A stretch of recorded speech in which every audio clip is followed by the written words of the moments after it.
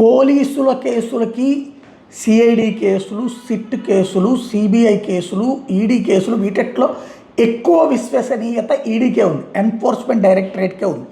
తాజాగా బయటపడినటువంటి అంశం. ఎందుకంటే శిక్షలు అక్కడ సరైన సాక్ష్యాలతో వాళ్ళు మూవ్ అవ్వడం వలన ఎక్కువ మందికి శిక్షలు పడుతున్నాయి. ఈడీ కన్విక్షన్ రేట్ 94% ఉందన్నటువంటిది తాజా నివేదిక. ఒక్క సంవత్సరంలో 81,422 కోట్ల ఆస్తులు సీజ్ చేసింది. 812 ఛార్జ్షీట్లు తయారు చేసింది. ఇప్పటిదాకా టోటల్ అది సీజ్ చేసింది 2,36,017 కోట్లు. అయితే ఇందులో అత్యధిక కేసులలో 54 మంది మీద 21 కేసులకు సంబంధించినటువంటి వాటిలలో శిక్ష పడింది. ఎకనమిక్ అఫెండర్స్కి 2,178 కోట్ల రూపాయలు వాళ్ళు సీజ్ చేసిన ఆస్తులు ప్రభుత్వానికి చేరినాయి.